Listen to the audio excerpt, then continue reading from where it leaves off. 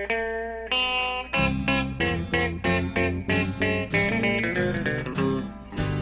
out there, we're on the air, it's hockey night tonight. What's up, guys? Welcome back to the Lighting the Lamp podcast. I am here with Tim. Hello. And we are doing, I guess, kind of the sort of part two to our last podcast, where today we are talking our top 10s of all time. We split it up, again, goalies, defensemen, and forwards. So before we get into it, one of the interesting things about doing top 10 lists of all time is I did a lot of research for this. I looked up a bunch of different lists, Googling top 10 goalies of all time, forwards, defensemen. I saw writers from NHL.com, Sportsnet, random hockey blogs. And it's really interesting because everybody, it seems, has a different definition of greatness. Is it necessarily the player that has the most stats, or is it the player that has impacted the game the most and changed the way we think about the game? Is it all about awards? Is it about the hardware you're bringing home? Everybody seems to have a different definition of greatness, and I think that's one of the cool things, is that there really is no right or wrong answer as far as greatness is concerned.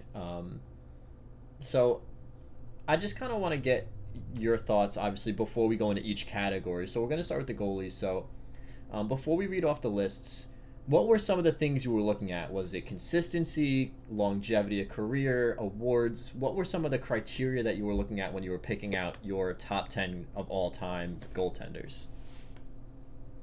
So, when it came to top, you see, I was looking for a mix of accolades, stats, and pure goalie skill. And by that, I mean a goalie who didn't necessarily ride the coattails of his team the whole way through, or a goalie who was clutch in when it mattered. It's pretty much the whole position is being clutch, right? Making the saves that you need to. Yeah. One of the things that we were actually talking about is, I think more so goaltending than any other position in the sport has changed so much in such a short period of time. I really argue everyone attributes Patrick Waugh with being the guy that popularized butterfly style. There had been goalies that had done it before him, but he was really the one that brought it into the mainframe. And we were saying, like an average goalie today, like a Philip Grubauer, who got transported back in time to I would argue, 1990, would probably be a perennial Vezina candidate, because goaltenders today, they're more positionally sound, they're mechanically better, they're in better shape. Even disregarding, skating. I mean, even disregarding the equipment size, goalies today, I'm not going to say they're more talented, because I really do think there are some goalies on this list from back in the day that just had God-given talent. But mechanically, positionally, they're just better. Did that play into your mind at all, thinking about, okay, this guy played in 1970, but this guy played in maybe 1990 where the game was better? Did that impact your decisions at all, or would that not really something you thought about? Not necessarily. I have a couple picks on my list that I think I did factor that in with. But for the most part, I would say it's hard to say that the guys who were as great as they weren't just great, because they were great for the skill level that they were at, and by that I mean like the skill level of the league. They rose to the occasion. Is the best way to phrase it. It's that clutch aspect. Like it doesn't matter whether you're butterfly, hybrid, or stand up. If you make the game-winning save on some stick save, butt end bullshit save, then you're good. He's just better, coach. He's just Exactly. better. Like that goal is just better, coach. Okay, so I kind of agree. My mindset going in was, I tried to take into consideration not just their stats and their hardware, because I think more so than any other position, goaltending hardware, it's not necessarily always a team achievement, but to a large extent, it tends to be somewhat in that case. I mean, prime example, Roberto Luongo is third all time in wins and has never had a Vezina trophy. Why? Because his teams most of the time just weren't great defensively. and he was going up against a team like the LA Kings, who were a defensively minded team. So Jonathan Quick's stats look better than his, But does that make Jonathan Quick a better goaltender? I mean, that's debatable, right? So there are some hardware things I took into consideration, but I tried to take into consideration stats. Consistency was a big thing for me, consistency across their career, and their impact on the game, and especially their impact on the position of goaltending, because like I said, it's probably gone through the most change out of any position in such a short period of time. So we'll go through, we'll read the lists, and then we'll kind of start to debate, because there is going to be some debate here. We have my list. One of my uncles was nice enough to submit his list, so thank you, Uncle Rob. So we'll go through his list as well. He got to see some of these guys play that maybe Tim or myself did not. And then we'll go through Tim's list, and then we'll kind of go back and forth. So my top 10, number 1, I have Patrick Waugh. Number 2, I have Dominic Hasek. Number 3, I begrudgingly have Martin Brodeur. Number 4, I have Terry Sawchuk. 5, Jacques Plante. 6, Ken Dryden. 7, Glenn Hall. 8, Billy Smith. 9, Bernie Parent. And 10, Tony Esposito. My uncle has number 1, Patrick Waugh. Number 2, Ken Dryden. 3, Dominic Hasek. 4, Martin Brodeur. 5, Georges Vezina. 6, Ed Belfour. 7, Glenn Hall. 8, Jacques Plante. 9, Terry Sawchuk. And 10, Billy Smith. Tim, give us your list. At number 1, I have Patty Waugh. At 2, I have Hasek. At 3, I have Ken Dryden. At 4, I got Marty Brodeur. 5, I got Glenn Hall. 6, I've got Henrik King Lundqvist. At 7, I got Ed Belfour. 8, Chris Osgood. 9, Terry Sawchuk. And at 10, I have the Flower, Marc-Andre Fleury. Marc-Andre Fleury. Okay, so number 1, right off the bat, I have a couple of questions about your list specifically. Let me hear it. And I'm not saying that I disagree necessarily with some of these picks, but let me hear your thoughts on why you included Chris Osgood, because, I mean, I'm sure I've said it before on this podcast, he's my favorite player of all time. He's the reason that I started playing goalie. I absolutely love the guy, but I've never really noticed him on a lot of top 10 lists. I saw him on some top 25 lists. Obviously, he's had a great career. He had 401 wins with the Detroit Red Wings, New York Islanders, and St. Louis Blues. But why Chris Osgood in your top 10? So, I think a really big part about Chris Osgood is that he wasn't necessarily the Blues and the Red Wings, when he played for them, weren't necessarily these powerhouse teams. They were obviously good, but they weren't the Islanders at the time, to put it fairly. And I think another big thing about him is that his consistency. He was just always good, kind of. He has one of the highest win percentages amongst goalies of all time. And I think that really speaks to his consistency. Yeah, I believe he's second. I think he has like a 60% winning percentage or something like that. I think he's second place on that list.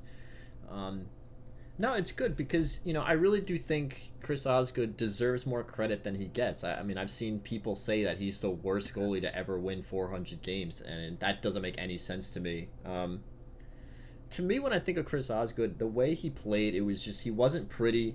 He wasn't necessarily mechanically the greatest goaltender, but he always just found a way to stop the puck. And I kind of try to epitomize that, when I play. I think a lot of goalies tried to take that note from him. It doesn't have to look great. It doesn't have to look pretty. And a lot of times it didn't with him. He really wasn't Carey Price. He didn't make it look nice, but he stopped the puck. 3-time Stanley Cup champion, never won a Vezina trophy. But he did have, I think, some William M. Jennings trophy in his career. And do I think Chris Osgood's a top 10? I don't necessarily think so, but do I think that he's criminally underrated throughout his entire career? I think absolutely. I mean, the guy does not get the respect he deserves, and it makes me happy that to see him on your list, to get some of the respect that I think he hasn't been given by a lot of people in the NHL writing community. I think that a lot of people forget though that Hasek was sat for him. Yeah, 2008 playoffs. Hasek sat behind Chris Osgood, and he took them won the Stanley Cup. And that was probably watching those Red Wings was one of the first real hockey experiences that I remember in terms of like actual memory. Like I can vividly remember watching the games. Yeah, those Wings teams, and they played the Penguins back to back in '08 and '09. I mean, those are some fantastic hockey clubs. Just the level of talent on that. And then, so there's two other guys that I want to ask you about. Unless you have anything, do you have anything else to say about the Wizard of Oz at your number 8 spot? No, not really. Let's start with Ed Belfour because he's on my uncle's list as well. He was placed number 6 on my uncle's list. I believe he currently sits fourth all time in wins with 484, only 5 behind Roberto Luongo, having played a significant number of fewer games than Luongo did. I didn't put him on my list. I left him out. And one of the main reasons I left him out is when it came down to comparing certain guys. When you're doing a top 10 with so much heavy trophies being thrown around, he had similar stats to some other guys, and the fact that he didn't have the hardware really left him out. But I also think he's also incredibly criminally underrated. What made you put Ed Belfour on your list at the number 7 spot? Well, you see, it's so hard to say why one goalie made it over the other, honestly. But I just really think that he was just solid again. Like it just comes down to he was good and he was undrafted, which is huge, especially for not really especially for back then. It's probably more common back then, but I also think that having the fourth most wins all time as a goalie or in that position is also really really something special. Yeah, Eddie the Eagle. Arguably, if he had played as many games as, say, Roberto Luongo, he'd probably be third still. He's only 5 wins behind. He's played, what, 81 fewer games? So if he could pick up 5 wins in 81 games. He also played at a time, if I am thinking of this correctly, he played at a time when ties were still in the NHL, so arguably he probably should have had way more wins. And he did win his Stanley Cup with the Dallas Stars on a somewhat controversial goal. Yeah, I think Ed Belfour is pretty underrated. I think the reason I left him off my list, like I said, he didn't quite bring the hardware. If I remember correctly, Ed Belfour, I think his Yeah, no, he doesn't really have. He's a couple William He M. doesn't. Jennings, he has a Calder, and he has, okay, he did win 2 Vezina trophies, so Yeah, like, and if you go look at his numbers from I think one of the best ways to judge a goalie is their playoff capabilities. Not that that's the most important thing, but I think that's a crucial part. And if you go back and you look at his playoff numbers, they're pretty fucking good. The guy was putting up under a 2 at some points in the playoffs okay. So with Ed the Stars. Belfour. Okay. So I gotta ask, because I don't necessarily disagree. I almost put him on my list. I really actually was seriously considering putting him on my list. Hank? Not just Henrik Lundqvist on the list, but Henrik Lundqvist over Ed Belfour. I would say really Ed Belfour and Terry Sawchuk are the 2 biggest pieces that he's over there. I don't necessarily disagree, but I want to hear it from you, Henrik Lundqvist. Henrik Lundqvist played for a dog shit Rangers team when he came to the team. And he didn't struggle, and he was a 6th round pick. He was not meant to be good, and he just popped into the scene and just explode. He wasn't immediately explosive, but he was good, and he got injured a few years back. He suffered injuries, and up until recently, they didn't affect his career. He was beaten up most of his career on the Rangers, and you have to realize the Rangers were blocking like 40 shots some nights. So he might have made 30 saves in a night, but he was positionally sound for 70 something shots. That's insane. Does it make you a little a little more hesitant to put him on the list as high as you did, given that he's only ever played for the Stanley Cup once in his career, or do you see that more as it's not on Hank, it was more of a failure of the New York Rangers organization or as a team? I think that him only making it once kind of just proves my point of what I was just saying about him playing for a crappy Rangers team at some points in his career. Like, not that the Rangers weren't superstar teams when they made the playoffs every time, or when they made it. Some of those years, the Rangers were like 2011, 2012, 2015, like great teams, but they weren't always good. When there were a lot of seasons where they made the playoffs and they should not have, and that speaks to his consistency of excelling in the regular season as well as the playoffs. Because the Rangers all stupidly made it past the first round of the playoffs a ridiculous number of times. I was gonna say I really don't recall that many times when Henrik Lundqvist led Rangers teams were out in the first round. Um, and I 100% agree. I think the fact that he's only ever played 5 games in a Stanley Cup final has almost nothing to do with him. I mean, you could argue, and I would even put it on my plate, and I would argue for this, that he's the best goaltender of the decade, 2010 to 2020. I think, he won 30 games. How many seasons in a row? Like 7 or 8 seasons in a row. He had at least 30 wins. He led the Rangers to a President's Trophy, um, you know, Eastern Conference Even when championships. he was injured. Cam Talbot jumped in, and then he came back and just performed. Yeah, I mean, I Like, would I would say the fact that he's only ever won one Vezina trophy doesn't really have much to do with him either. It just so happens that guys like Jonathan Quick or Andrei Vasilevsky recently or Sergei Bobrovsky just happened to burn so bright those seasons. But I mean, in terms of consistency, I mean, again, 30 wins through something like 6, 7, 8 seasons in a row. Um, yeah, I don't. I was very close to putting Henrik Lundqvist on my list as well. He's actually in my honorable mentions. The thing that kept him off the list for me is, again, when it came down to looking at goalies with similar stats in terms of wins and losses and stuff. I mean, sure, like he doesn't have the hardware, but I don't think that's on him. But it's just hard to compare that to guys who are putting up like 4 Stanley Cups and like 6 Vezina trophies. But honestly, I really, if you wanted to tell me that I shouldn't have somebody like Tony Esposito or Bernie Perrant on the list and Henrik Lundqvist should be in there, I really don't have that strong of an argument against that. I think he's definitely the goaltender of 2010 to 2020, and he's probably the best goaltender that I've ever seen play in my life. I think there's almost no arguing that.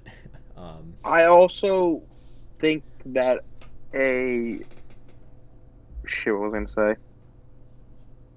Damn it! I lost my train of thought. Well, while you're thinking of that, go ahead.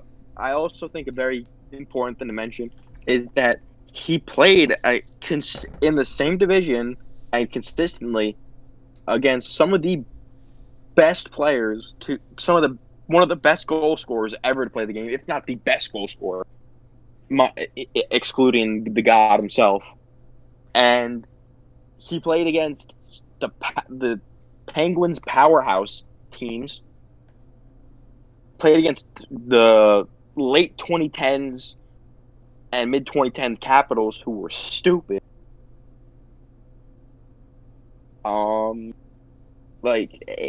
It's just he played against the Flyers when they were good in the late 2000s, early 2010s.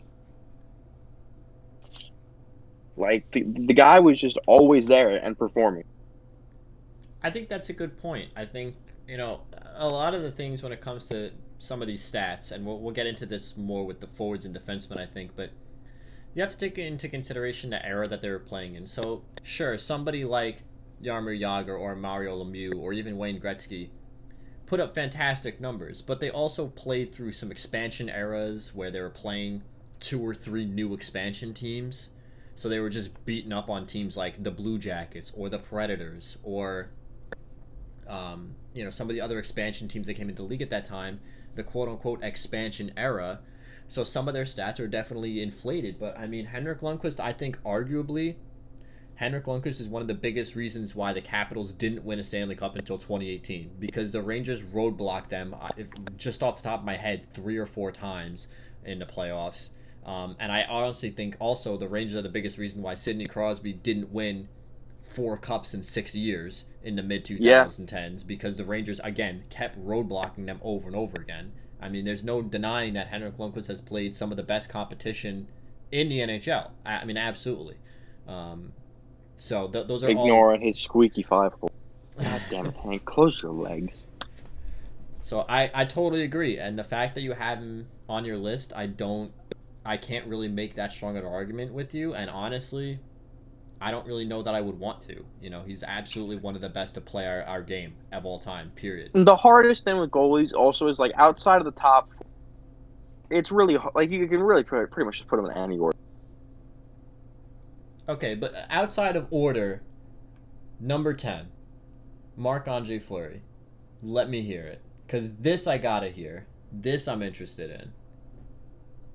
So the flower. I'd like to preface this with I hate the flower. I I am not a proponent for the. But I was sitting there thinking about it, and I was like, who did Fleury play against?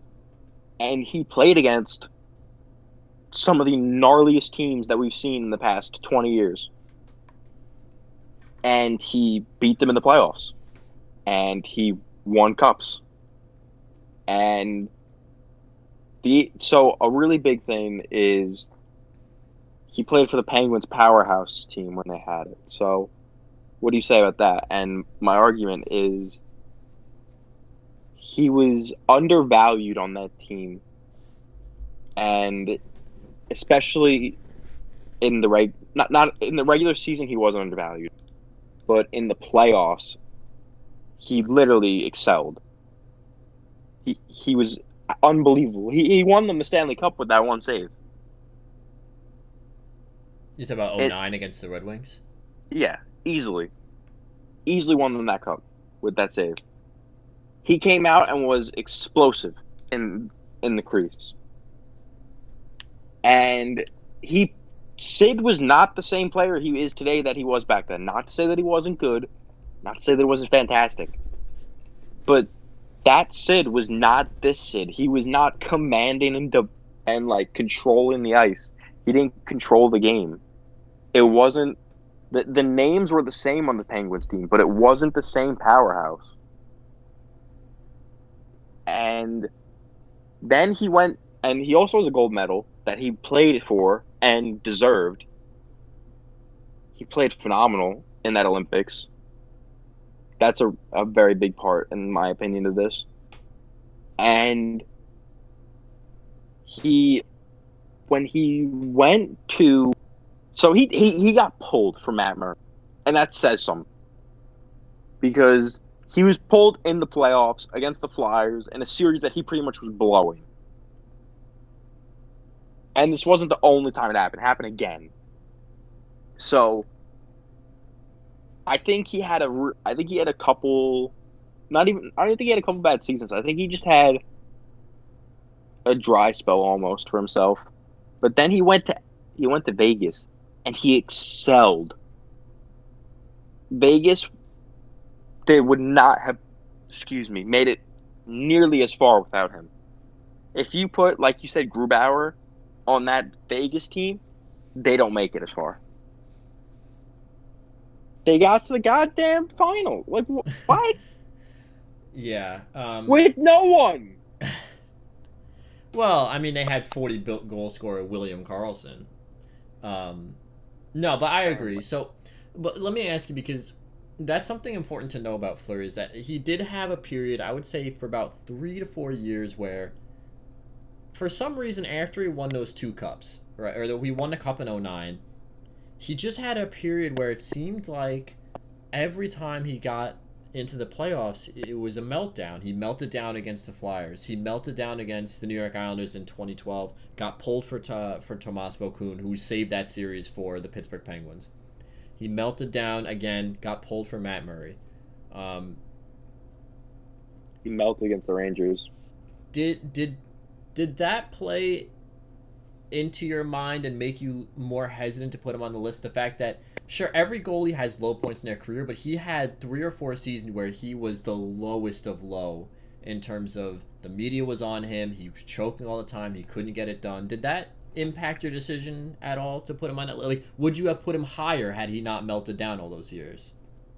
I don't think I put him higher because I think his raw skill is not as high as other people on this list.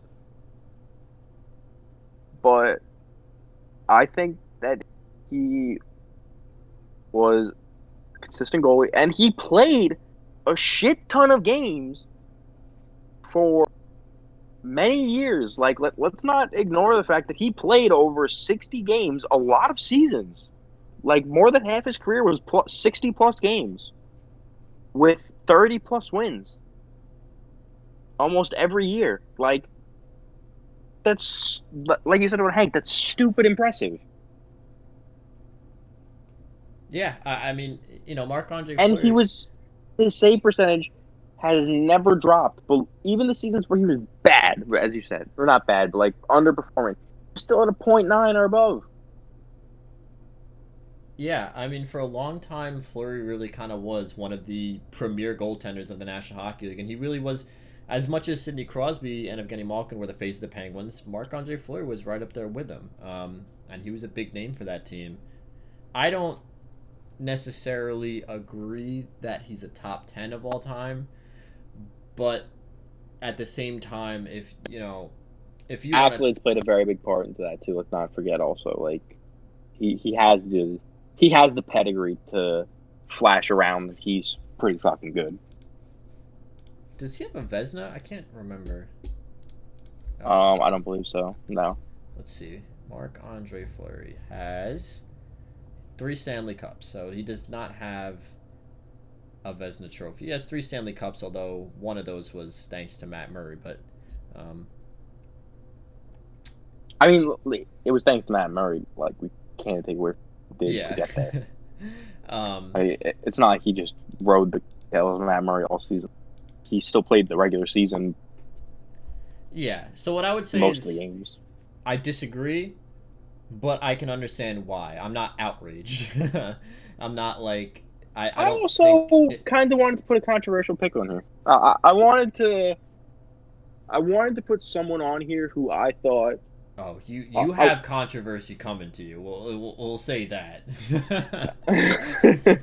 you made sure of that. I thought that he was not necessarily the best, but the best modern goaltender besides Hank to make this list. That's fair. Yeah, I have Luongo and Henrik Lundqvist in my honorable mentions. I know you have Luongo in your honorable mentions as well. I left that out. On my list, I also did honorable mentions and modern additions. My honorable mentions are Luongo, Grant Fuhr, and Tony Esposito, and my modern additions or players who I think maybe 20 years down the line we'll look at them as great, but because these nostalgia fuckers cry over if you don't put Dominic Hasek too. I have Carey Price, Jonathan Quick, and Ryan Miller as my modern additions. My just missed list is Luongo, Lundqvist, Grant Fuhr, Bill Durnan, and Ed the Eagle.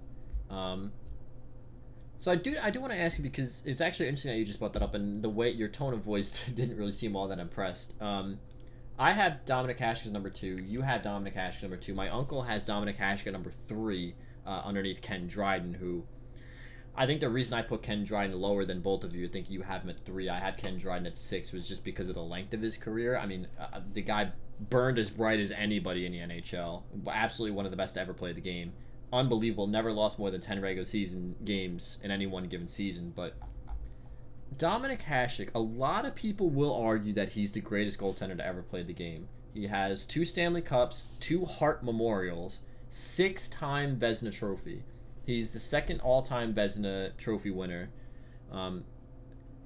Second all-time Vezinas. There's only one player who has more than him, and that was under the old way that the Vezina Trophy used to be given out. So under the modern rules of voting for the Vezina, 6-time Vezina is the most anyone's ever come close. Nobody's really come close except for Brodeur has 4.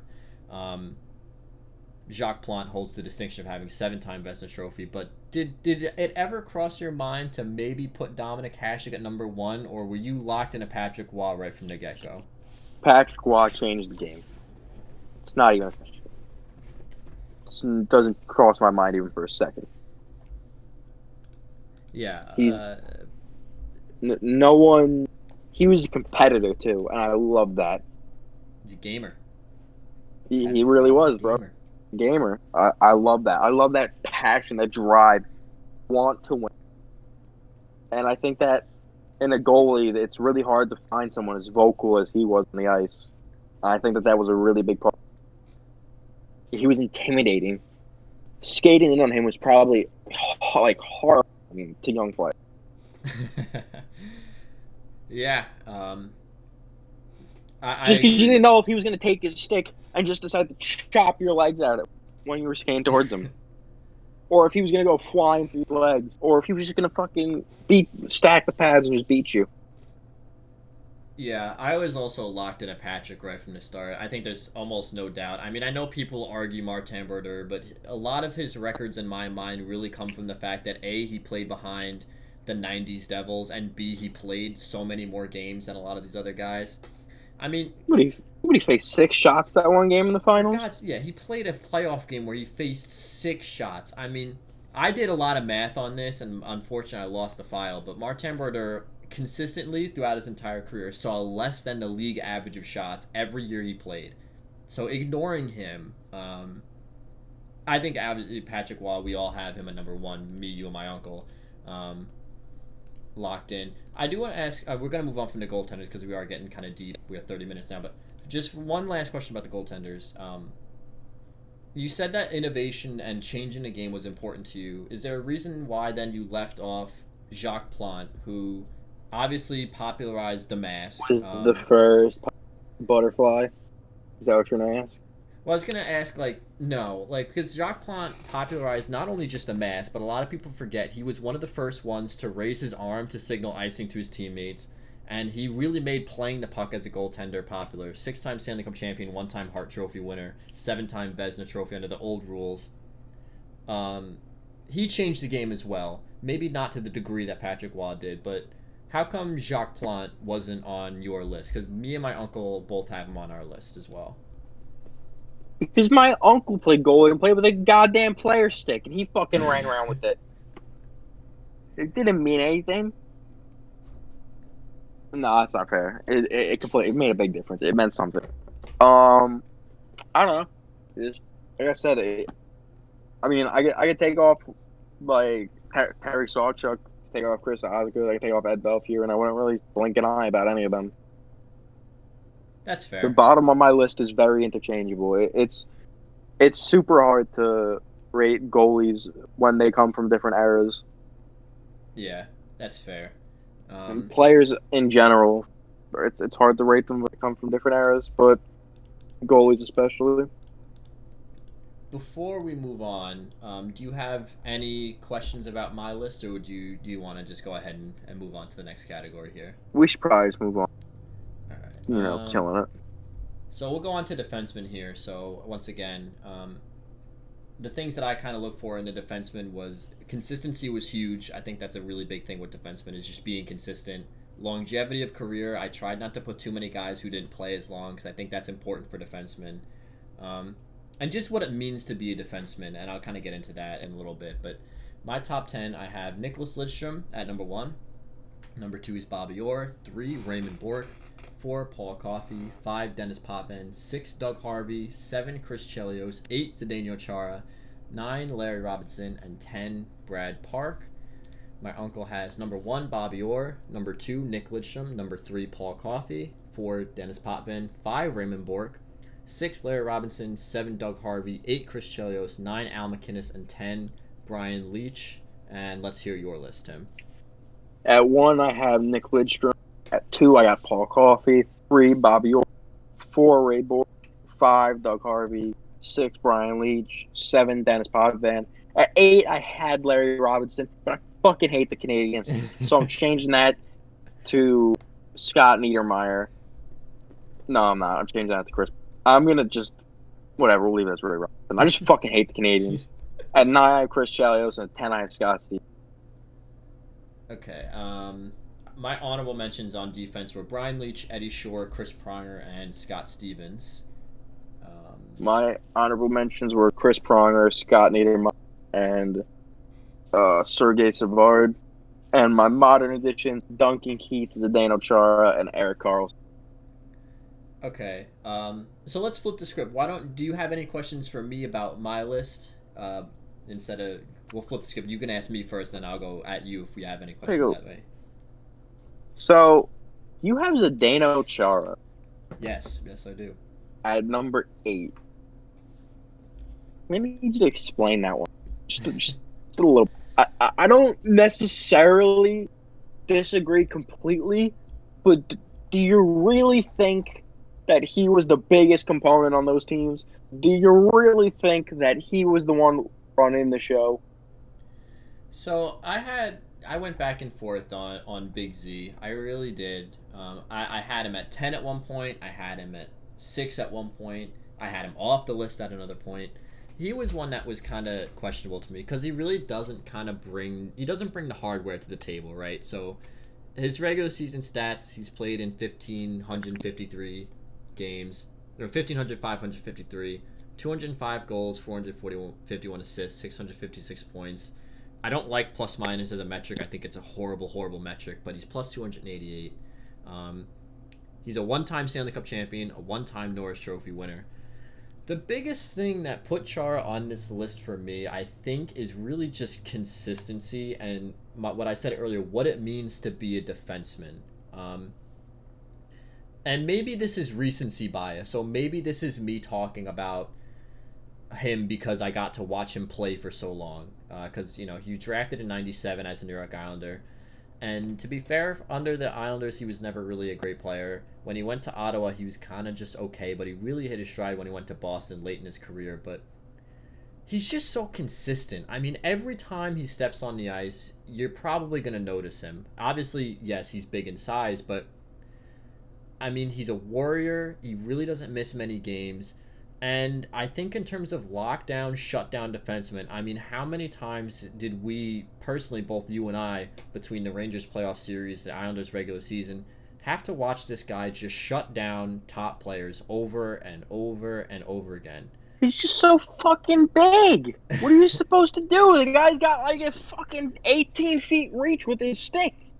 See, but the thing is, I don't even know necessarily that that's the biggest part. I mean, sure, that's a huge part of why he's a great defenseman. But he was that big in Ottawa, and he really was never great in Ottawa. I really think he really honed his game. I think it comes from coaching. Yes, I think that's a large part of it, too. I think absolutely the coaches in Boston did a wonderful job of teaching him how to be not just big, but use that size.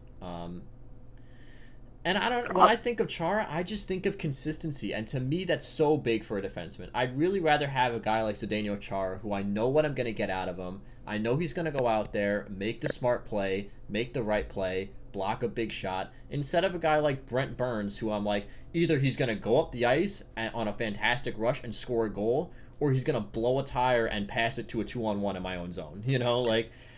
I just think Chara's been so consistently good. He never burned as bright as an Erik Karlsson, maybe, or he never burned as bright as a Drew Doughty. But he was always there, and he was always good, and you always knew what you were going to get out of him. And that, to me, is huge. That's a big part of being a defenseman, is being reliable.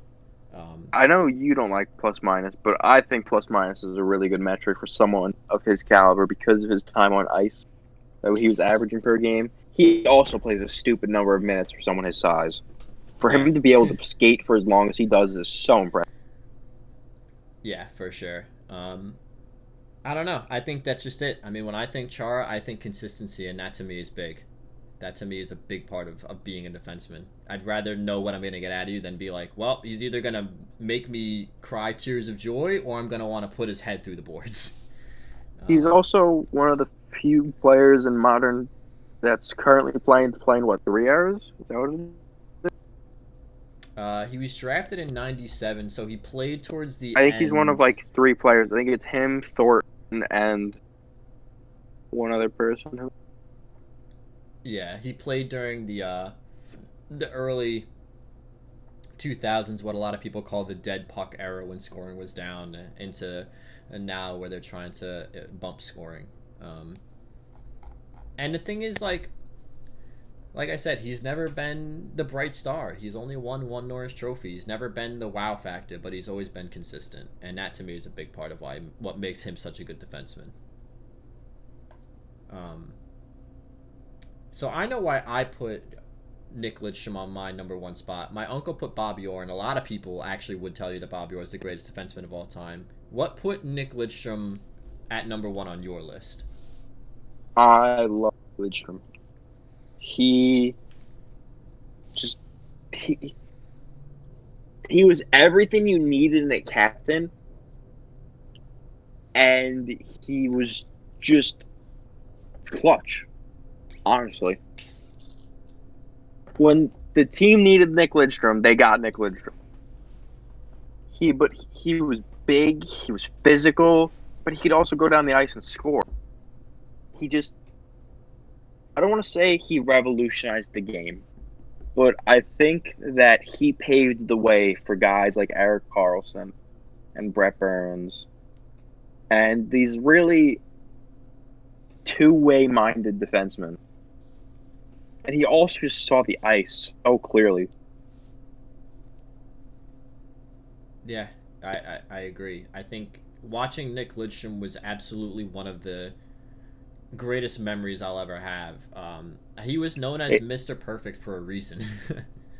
It goes back to watching those 08, 09 Cups. It's just like watching him do it. And that was late in the career, too. But just watching him do it was impressive as hell. It was like, oh, shit.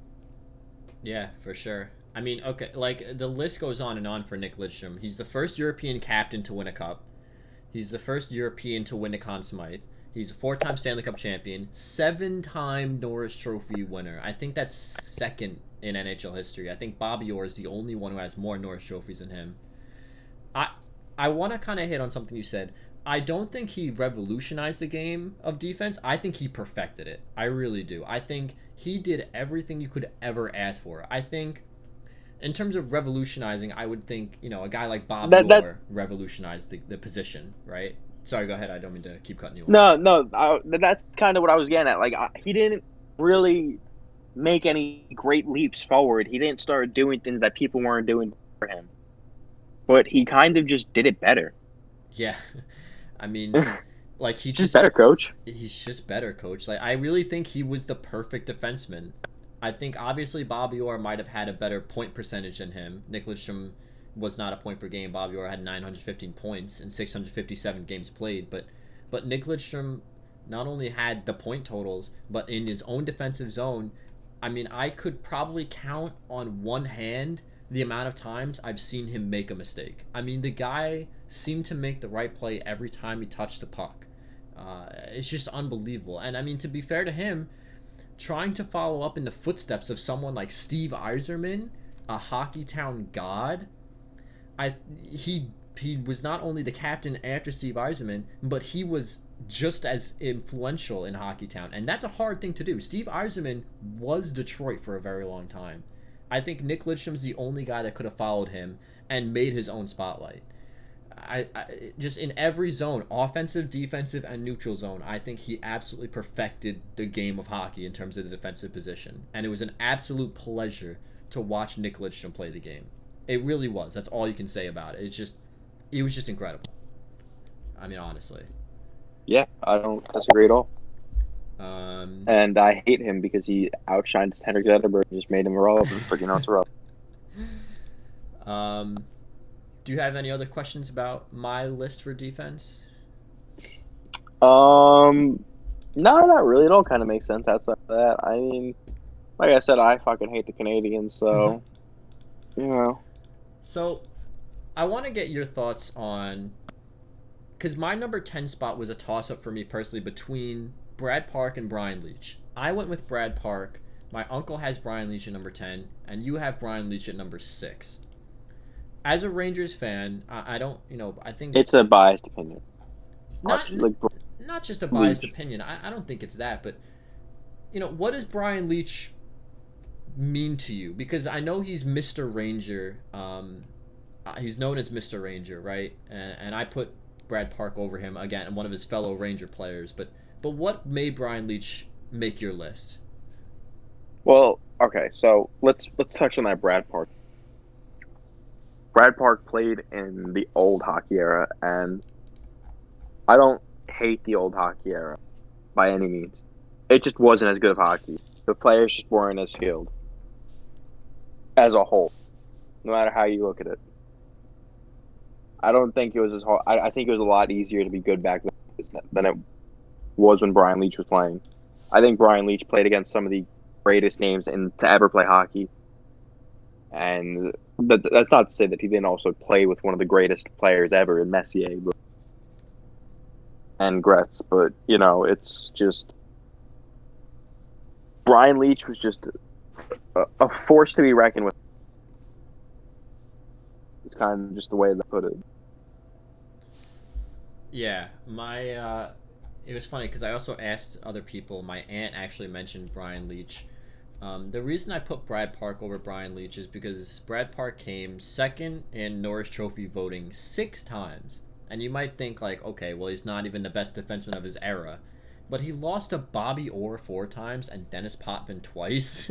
So it's like, can you really blame him? And when Brad Park retired, he retired as the assist leader amongst defensemen.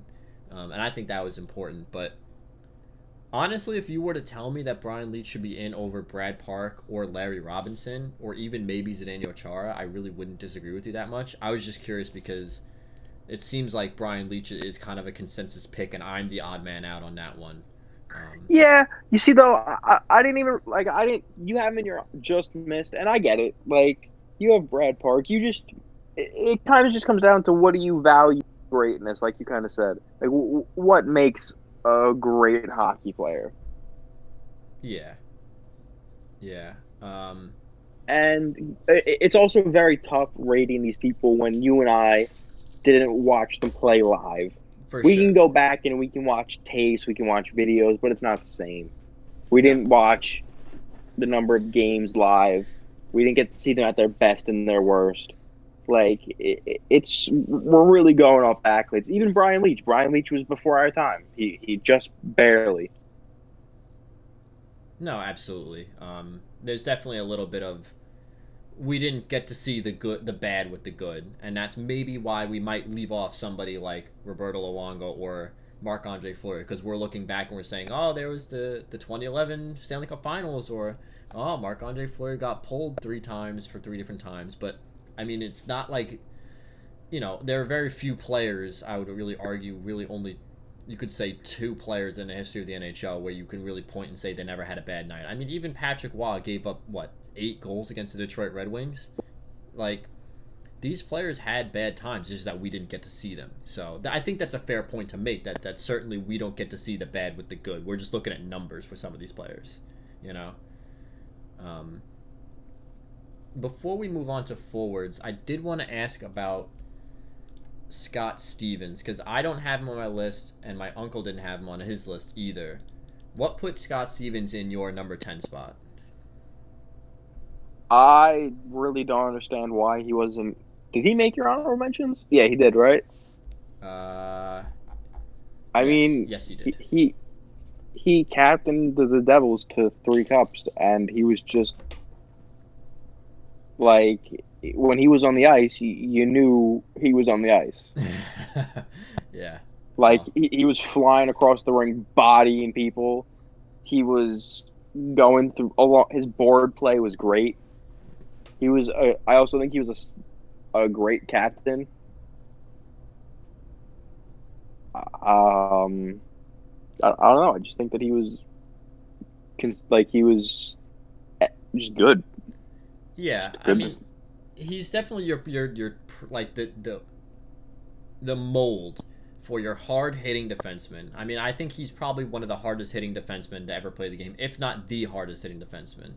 Um, some might argue that he wasn't the cleanest, and I don't think even he would argue that he was the cleanest. I think everybody knows that. Um, I think the thing that put him outside the list to me was I think a lot of the mythos that surrounds Scott Stevens has to do with a lot with his physicality, and there's nothing wrong with that. Absolutely nothing wrong with that. I think you need defensemen of every type on this list. Like I have Bobby Orr at number 2, who, let's not pretend he was the best in the defensive zone. He really wasn't. But I have him on this list. But then I have Zdeno Chara, who, let's not pretend he's an offensive force to be reckoned with. He's not. But you need different types of defensemen on this list because you need to recognize that. This can't just be a list of the top 10 scoring defensemen, you know? So I think it's important to acknowledge a guy like Scott Stevens who, yeah, he put fear in people's hearts. Like when you were out there with Scott Stevens in the neutral zone, your head had to be on a swivel. Because if not, he's going to knock you on the ice and maybe kill you. Like he almost killed Paul Correa with that one hit. And that's kind of the thing. Like if and when you have not that Brodeur wasn't, we agreed that Brodeur was one of the greats, but um, when you have Brodeur in net and he's only facing 6 shots in some games, and Scott Stevens is leading that charge. Scott Stevens is on the ice blocking those shots. He's scaring, like you said, he's scaring those people who want to skate across the ice with their head down. Oh, yeah. I mean, it was doing that when Stevens was on the ice was asking for a concussion. Like, It's like being a rookie and trying to mess with Messier. You're gonna so lose your fucking teeth. yeah, I mean Scott Stevens, I put him in my honorable mentions, but if you wanted to argue that he should be on the list just simply because of what he bought mentally, the mental game of him being on the ice, absolutely one of the scariest defensemen you have to face down. I'm sure every time you stepped on the ice playing the Devils, you were probably like, Jesus Christ, okay, please don't let me get killed tonight. Please don't let me get a concussion. Like, if you get out of that game without a concussion, you're like, thank Christ. Don't want to deal with that. I think under my honorable mentions, I had Niedermeyer, and I think that you could replace him with Stevens. To be honest, You did have Scott Niedermeyer on your honorable mention. You also had Chris Pronger and Serge Savard. Um, I think that Niedermeyer is just as important to that Devils organization too. for sure. Any last words about the defensemen before we move on to the forwards? No, that's just about it. Tony DeAngelo's a fucking goober. Shut up. All right, so we're gonna move on to the forwards here. So, what I looked for in the forwards was it's really hard with forwards because there's so many good ones. But I really tried my hardest not to just put the top 10 scoring forwards of all time, and I think I did an okay job with adding some scoring, some grit, some defense as well. So, my top 10 forwards I have: number 1 is 99 Wayne Gretzky. Number 2 is Mario Lemieux. 3 Gordie Howe. 4 Mike Bossy. 5 Jaromir Jagr. 6 Phil Esposito. 7 Mark Messier. 8 Sidney Crosby. 9 Jean Beliveau. And 10 Pavel Datsyuk. In my just missed list, I have Maurice Richard, Ovechkin, Bob Gainey, Steve Yzerman, Joe Sakic, Teemu Solani, Pavel Bure, Brett Hull, Mike Modano, and Patty Kane. There's a lot of forwards to pick from. My uncle and his top 10 had Wayne Gretzky at number 1. Number 2 is Gordie Howe. 3, Mario Lemieux. 4, The Moose, Mark Messier. 5, Maurice Richard. 6, Mike Bossy. 7, Bobby Hull. 8, Guy Lafleur. 9, Jaromir Jagr. And 10, Stan Mikita. And Tim, Give us your list because you're gonna get if this podcast ever becomes popular, if we ever make something out of this, and people go back and watch this episode, you're gonna get emails. You're gonna get letters about this. So, give me your list here for top 10 forwards.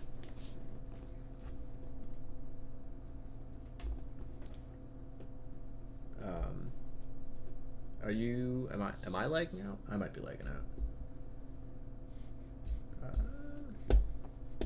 Let's see. Sorry, folks. Just having some technical difficulties here. We're good. I was just gonna say. I was muted. I was drinking tea. I didn't realize I was still muted. I was just gonna, I was just saying that if this ever becomes popular, people watch this episode. Oh no, I heard all that. Yeah. Some splaining to do, Mister. So hit me with your top 10 list. All right. So number 1, I have Mario Lemieux. Because fuck Wayne Gretzky. He's a pussy and he's overrated. At number 2, I have the Moose, Mark Messier. At 3, I have Yager. At 4, I have Howe. 5 is Bobby Hull. 6 is Sid the Kid. 7 is Mike Bossy. 8 is Yzerman. 9 is Luke Robitaille. And 10 is Bobby Clark. Hit me with it. Wait. My honorable mentions are Phil Esposito, Brendan Shanahan, Jerome McGinley. My modern additions are Patrick Kane, Pavel Datsyuk, and Ovi. Let me hear it. So you just have to explain. Where's 99? And I'm not saying... I'm not going to say anything, but I just want to hear where's 99. Well, you see, 99 just is cheating, and he doesn't belong on the list. It's not fair. He's just he's just the greatest player to play the game ever at any position. So why even bother putting him on the list? You're just wasting a number. Okay, so you didn't leave him off to make some bold statement. It was just that he's just too good. He's just the great one. It's not even an argument. No one's gonna argue. The only thing that people can say is, "Oh, what if his career wasn't as short for Mario Lemieux?" And it's like, yeah, you can what if everything, but it didn't happen like that. So cry me a river. Okay, so I do want to ask some questions. Let's start with Mark Messier, because I have him at number 7. My uncle has him at number 4, which is saying a lot because my uncle, like me, is an Islanders fan. You have him at number 4. I don't think anybody's going to ever debate the greatness of Mark Messier, but tell me specifically reason why he was number 4 on your list. Is there a specific reason, or is he's just Mark Messier? Okay, so what you need to realize about Mark Messier is that everyone just looks at his career on the Rangers like that was the end-all be-all. But can we please look at his Edmonton career, where he was really the man? He got outshined by Gretzky, and not by much, and by Yari Curry in Edmonton, but the guy still was leading the team. It's not like he wasn't the guy. And then he went to the Rangers, and the captain, the greatest captain in sports history ever, outside of maybe, and then no, just ever in any sport, it doesn't matter. We're not even gonna get into that. But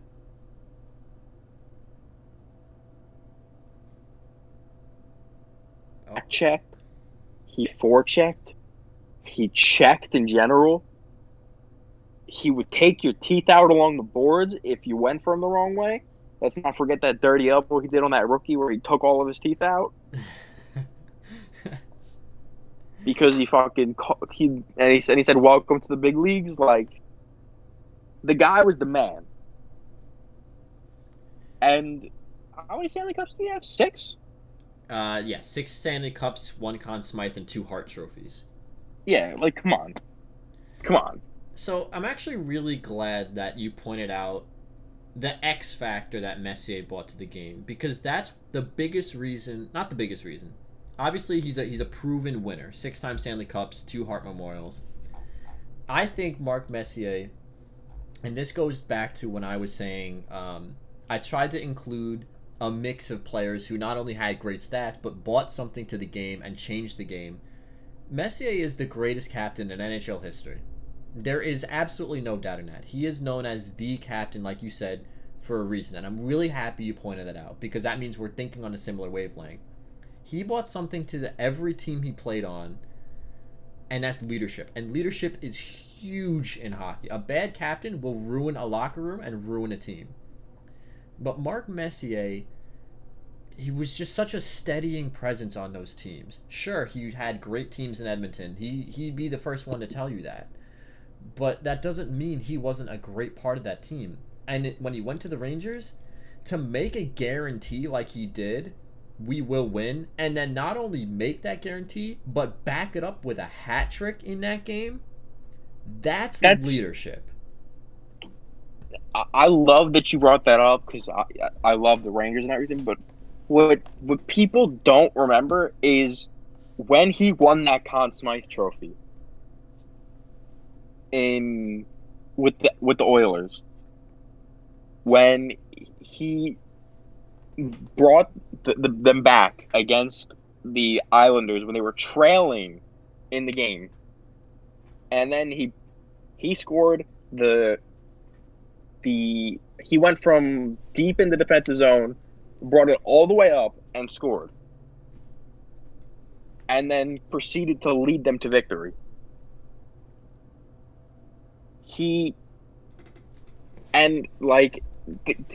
Just the captaincy that he brought with that Oilers team is just so valuable. I don't even know. It's mind-boggling to think that someone could do what he did and be as impactful when you're playing. And like he literally was outshining like Wayne Gretzky and Yari Curry. Like, how do you do that? Who else could do that? Please tell me. I'll put it to you this way. I think the New York Rangers, if you replaced Mark Messier with a player who put up just as many points as he did, without his leadership, the New York Rangers do not win that Stanley Cup, and they do not get past New Jersey Devils. I firmly believe that. That he willed that team through his leadership. I mean, can you think, like, who would ever think to do that? The media asks him, what are you going to do in Game 6? And Mark Messier says, we're going to win Game 6. And then he puts up a hat trick and wins Game 6. Like, while they were losing the game. like, it's not like he was like, oh yeah, I'm going to go score 3 goals. And like, it's 3-0. They were losing, and he brought it back. Yeah, he is without a doubt the greatest captain in NHL history, and like you said, in all of pro sports. He is the captain, and I think that's super important. That X factor that he brings to the table. So another captain I do want to ask you about is Sid the Kid. You have him at number 6. I have him at, I think, number 8. He was left off my uncle's list, but let's talk about Sid the Kid. Let me hear what your thoughts on Sid the Kid is, because a lot of people are like, oh, it's too early to put him on the list yet. Let me hear your thoughts about Sid the Kid.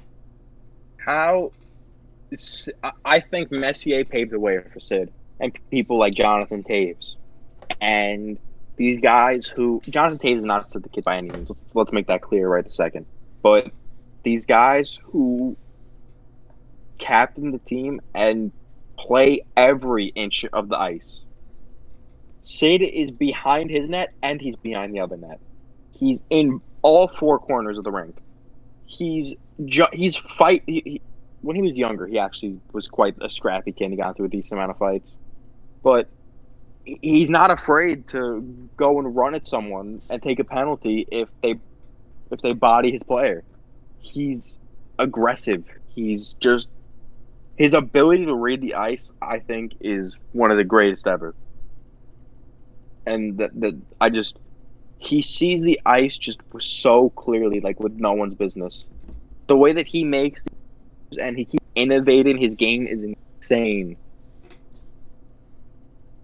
Yeah, I agree. And I think one of the things that nobody talks about with Sidney Crosby is, sure, he's obviously one of the most talented guys to ever play the game. There's no questioning his pure, raw, unadulterated talent. But the dude works just as hard as anybody. I mean, and this is coming from a guy who obviously, I've seen a lot of Sidney Crosby, and obviously when I was younger, I had a lot of hate for Sidney Crosby, and I'd made all the same jokes, the whining and the diving. And to be fair, for a I long think we time, all like, did. he kind of was a whiny player. He did like to bark at the refs a little bit too much, but he's grown out of that. He's matured, and I mean, anybody that comes into the NHL and has all that responsibility put on his shoulders at such a young age is going to be that way. But the level of respect that I have now for Sidney Crosby, having watched his whole career for the most part, and having seen the way he's developed his game, he's the hardest working player every shift. He's a bulldog. He goes into the corner. He's not just waiting in the circles for the one-timer. He's in the corners. He's on the forecheck. He's matching up against the other team's best players. He can play on the penalty kill if you need to. They don't really play him on a PK because they don't want him to get hurt, but he could. He's just that good. He's just the hardest working player every single shift he's on the ice, and I don't think that gets talked about enough. To not only have the talent level that he has, but the work ethic is just unbelievable. And I mean, even to this point in his career, 3 Stanley Cups, 2 Conn Smythes, 2 Art Ross, 2 Rocket Richards, and 2 Hart Memorials. I mean, it's off the charts. It's unbelievable what he brings to the table. He had 20 points in the Stanley Cup Finals. Yeah. I mean, honestly, by the time his career is over, we'll probably be talking about him as a top 5 player. I truly believe that when his career comes time to end, he'll be a top 5 player in the history books, for sure. There's not much left for him to do. I think he's almost like the Kobe Bryant of the NHL, honestly. I don't know who you really... who do you compare him to, honestly? Like, I don't know. Is he the next Mess? Honestly, the only other player I could think to compare him to might be Mario Lemieux, just for the career path that they've both taken. Because Lemieux obviously had, he had the leukemia, and he came back from leukemia to the Pittsburgh Penguins and led them after that. Sidney Crosby, obviously earlier in his career, missed almost an entire year from concussion, and he's had a couple more concussions, and he couldn't stay healthy for a long time. But he's came back, altered his game, and he's gotten better since his concussions, if you could believe that. I don't know. It's an absolute pleasure to watch Sidney Crosby. As much as I hate him because he just embarrassed my team for so long, you have to respect what Sidney Crosby's done on the ice. It's incredible. Didn't he have the Olympic game winner? Yeah, the golden goal. That's another thing. Yeah. Okay, so I did forget to mention with the goalies, some people might point out that you don't have Tretiak on your list. We went with NHL players because Tretiak never played in the NHL. If this was just of all time, period, no matter what, then we'd have to start considering like guys who never played in the NHL, like some of those old, Soviet Union hockey players might have been on there. And I do think all time Tretiak's probably top 10, but we stuck to the NHL for simplicity's sake, so we'll just get that out of the way. But he did score the golden goal against Team USA, and I'm still mad at him for that too. That was still heartbreaking. I can still remember it, but yeah, that was tough. And then so 2 more things on the forwards I do want to ask you. Actually, do you have any questions for me about my list? We've spoken about this personally, you and I. I think that you have Datsuk a little high. At number 10, yes. Yeah, I think that you have him just a little bit high at that number. And I'm not going to say that you're wrong. I don't know. So let me make my case for Pavel Datsuk. For you and then also for the people listening. Pavel Datsuk, again, this might be recency bias, but I mean, when he was on the ice, again, he was one of those players you always noticed. But I think the biggest thing with Pavel Datsuk that a lot of people tend to forget is He was almost a point per game for his entire career. He has 918 points in 953 games. Say what you want about him playing on some of those stacked Detroit teams. Absolutely, some of those teams were unbelievable. That's 100% true and 100% fair. The thing about Pavel Datsyuk that always blew me away, though, is he was almost a point per game for his whole career. He was almost a point per game in the playoffs. And he was a 3-time Selke Trophy winner. I think the only one who might have more, I think Bob Gainey was a 4-time Selke Trophy winner. But Bob Gainey didn't have nearly the points that Datsyuk had. Bob Gainey he was about half a point per game in his career.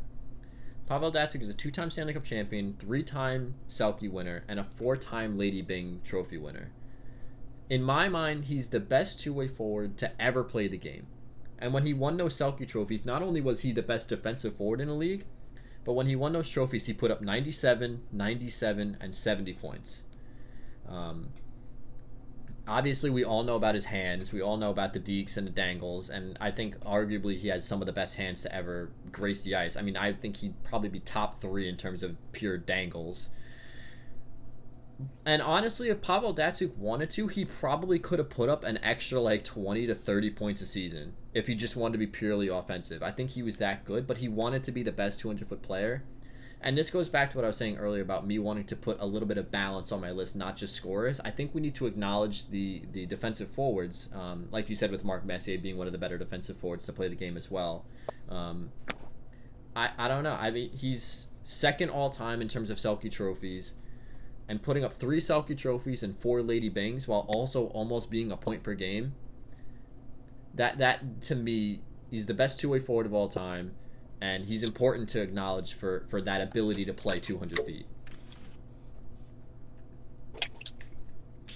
I think best two-way forward of all time might be a stretch, but I don't really disagree with you. I mean, I think a really big stat that you're not really bringing up is his like 55% face-off average for his career, which is insane. Very true. Very true. I mean, he bounced between winger and center. Sometimes he played with Zetterberg, but when he played center, he was winning most of his face-offs. So, What's the thing? Like, he wasn't taking like 30 face-offs a season. Like, he was taking like a few hundred a season, and that's an insane number to have. Especially when you look at guys like Jack Eichel, 39%. Yeah, I'm sure that they were talking actually early this season. I think Matt Barzell's face-off percentage is like in the 30s. Yeah, like people don't realize the face-off is one of the most important things in the offensive and defensive zone, in my opinion. And I think that's in most actual like. People who truly understand the game, I think, would agree with me in that. Just because your percentages of scoring are just so much higher off face-off than they are on a rush. Okay, I do want to ask you, I know we're kind of getting a little bit long here, so we'll try to wrap this up soon, but let's go, I'll hit you with one more question. And then if you have one more question, you can hit me with it as well, and then we'll do a little bit of a small segment to end it. But Ovechkin, I really wanted to put him on the list, and I didn't put him on the list because I had Mike Bossy on the list, and negative 55.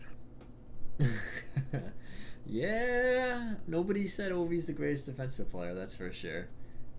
This is the greatest forwards of all time, not the greatest scorers of all time. Yeah, I think that's a big thing. So, on a list where I was trying to keep in mind, scoring and defense and impact on the game and leadership, I already had Mike Bossy and I already had Tony Esposito on the list, who I think Mike Bossy is the greatest pure goal scorer of all time. Sure, he's one-dimensional. Understand that. Wasn't a great defensive player either. But he has the highest goals for per game played in the NHL, even higher than Wayne Gretzky. Had he played a full career, he would definitely have passed Wayne Gretzky's goal record for sure. But, I already had Mike Bossy. I already had Phil Esposito on the list. I really badly wanted to put Ovechkin because I think Ovechkin has a chance of breaking Gretzky's record. But even if he does, I don't think he's a better pure goal scorer than Mike Bossy, and that's kind of was like I already have a couple of goal scorers on here. I'm gonna leave Ovi off. Are you leaving him off just because of the defensive thing, the -55? The -55 isn't the key part about that defensive thing. I just think that he was unclutch for a very large amount of his career. There was a lot of times in the playoffs, especially against Henrik Lundqvist, where this man was shooting straight into his chest in his wheelhouse. I can't tell you how many times I shit my pants watching Ovechkin get passed the fuck across the in his wheelhouse, and then watching Lundqvist just like make the save right into his chest. It's like, what are you doing, Just guy? swallow it. Like, maybe if you pick your fucking head up when you shoot instead of staring at your. Oh goodness. Do you have any last minute comments about the forwards list? Take a look at this again. I don't really think so. I mean, we were kind of similar in ours. You didn't even put Bobby Clark in your just miss, which I think was a little, Yeah, he probably should be in my my list, Bobby Clark. I agree with that. That's an Okay. oversight on my part. I think judging. We spoke about this earlier, also separate, like before this. I think that judging forwards is really difficult in jet because there's two different positions. There's wing and then there's center, and they're just different. Centers are just more valuable. It's just a fact. Not to say that wingers can't be great players, but like, just centers are playing more of the game. They're involved for the most part as a whole. It's just, yeah. So before we leave here, we did a small segment at the end of our last episode with this. Just give me your favorite player of all time at each position, and then your favorite player of all time, period. And we'll end it on that happy little segment. Current position, like currently in the NHL? Let's say, like, who's your favorite player of all time at each position? We did favorite current player at each position last time. So who's your favorite player? And if they're the same player, that's totally fine. Totally understand that. But of all time, favorite player at each position. So, this is this is a little difficult for me to do personally, but my favorite player is Mess, the Moose. In terms of NHL history, he's just my favorite player. I guess I orgasm at the thought of him. When I was younger, I did a presentation. Yeah, you were there when I did the presentation, Rob. Actually, Indeed I was. I did a presentation on Mess, and I've just been infatuated with the man ever since. I think he's just excellent at hockey. But outside of him, because he's just my favorite player overall in sports, probably history in general, I would say my favorite player is probably Zetterberg. My favorite forward.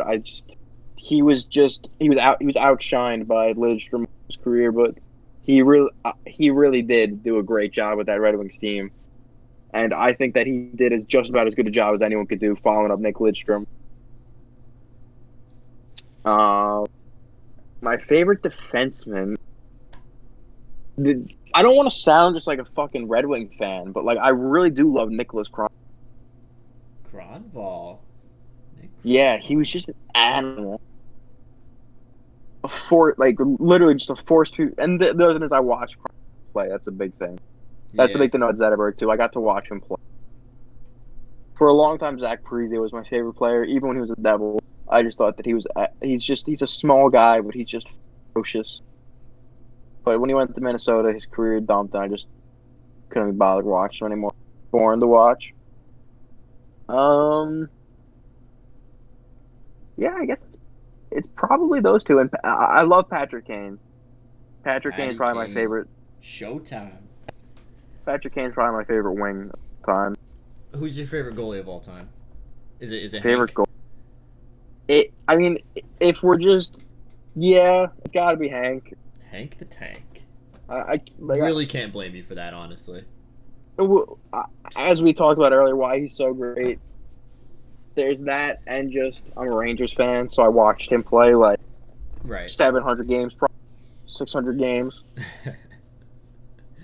Yeah, for sure. Those are all really good picks. It's funny because I'm also going to sound like a Red Wings fan here when I give my picks. My They just favorite, had some of the best players. it's true, and What are you gonna do? it was also when we were younger. It's like those memories sit with us, right? And the other thing was they weren't in the same division as the Rangers, so they were my West team. You could watch them and root for them until it got, you wouldn't have to worry about it until it got to the Stanley Cup Finals. And the Rangers just never made it there, so I didn't have to worry. So my favorite goalie of all time is Chris Osgood.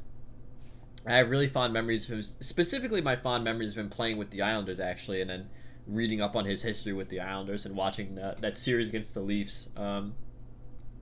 Who's also my favorite player, period, of all time. Chris Osgood, I idolize him. He's the reason I started playing goalie and the reason why I love the position so much. And I really try to idolize his mentality of just make the save. It doesn't have to look pretty, because really most of the time I don't look pretty. Or I'd say all the time I don't look pretty when I'm making saves. But it just stop the puck at any means necessary. Just that hard-working mentality. Defense, my favorite defenseman of all time, I mean, it's got to be Nick Lidstrom. I mean, it's just, like I said, an absolute joy to watch him perfect the position of defense.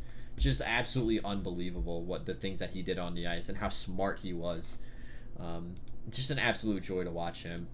And then my favorite forward of all time is kind of tough. I might say Mike Bossy might be my favorite forward of all time, just because just the way that he was able to just put the puck in the back of the net. I mean, he made goalies just look silly, not by deking them, but just by shooting the puck, and he just made them look like they were in just jello. And I mean, granted, sure, it was the 80s, so the goalies weren't great, but I mean, just his shot is just unbelievable. I would say a close second to Mike Bossy might have to be Pavel Datsyuk, just because, like, when you watch a Pavel Datsyuk highlight reel, he makes everybody look stupid. One of my favorite clips is him dangling Logan Couture literally onto his backside on the ice when he put the puck between his legs and then took it back. Yeah, Datsyuk is fun. And then, like you, I think also I have to give a nod to Patrick Kane. I mean, Showtime Kane. He's the best American forward of all time. No, you don't need to cough with that. It's just a fact. But, like, he's the best. He's probably the best American-born player ever to play the game. I think him and Mike Modano, the debate will rage on, but I think my opinion, it's him. I don't even think it's Mike Modano. Like, if you just go through the NHL, like, and I say it because I respect the opinion of the NHL players more than anything, because they play against him. They know the game better than anyone, and, like, they're just in it. And all of them say, just Patrick Kane. He's, like, the best. He's just, what he does is disgusting. Showtime, Patty Kane. I was watching a highlight reel from championships, and he breaks through. It's a rush from the defensive zone. He makes a fake deke across his blue line, beats the defenseman, does a wide move, pulls the puck to a wide move, breaks the dude's ankles. Dude literally falls to the ground, and then spin around is at the top of the circle, and the puck lands up right on the back doorstep of the net, and Phil Kessel pucks it. Yeah, I mean, it's just, he's electrifying. He brings the crowd to his feet every time he touches the puck. I think by the time his career is up, we'll also be putting him in that top 10 discussion, for sure. He's just a treat to watch as well. So, do you have any last minute thoughts, or are you good to wrap this baby with a bow? I think that's just about it. I mean, we pretty much covered everything. Steve's a fucking dick, and that's about it. I do want to say, it made me really happy to see Chris Osgood on your list. It made me happy that we had some similar thoughts on Mark Messier.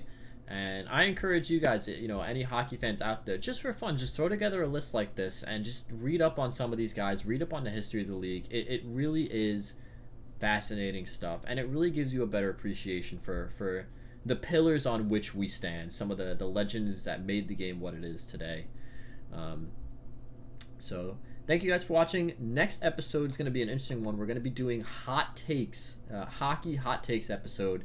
So we're going to kind of steal a little bit of Anthony Fantano / The Needle Drop, some of his ideas. If you guys are into music and you want to watch a music channel, go watch him. He's fantastic. He does great content.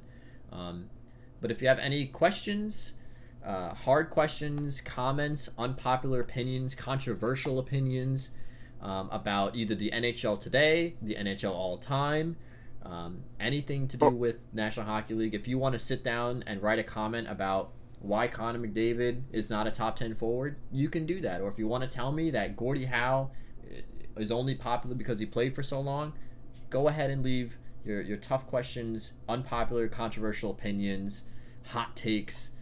Leave that down there in the comment section. I'm going to be reaching out to a lot of friends. We're going to get a lot of hot takes going. And if this goes well, maybe we'll turn this into a series. Do some Spoiler alert. We're going to be talking about why Gretzky's fucking overrated. We're going to be doing... I look forward to that. I'm sure Nick will agree with you on that, but we'll see. Yeah, so maybe we'll turn this into a segment. Maybe we'll call it like Hot Take Hockey or something like that. We'll try to make this little mini pod every now and then. So thank you guys for watching. Like I said, if you have any questions, comments, leave them down in the description. And I will see you guys again next time.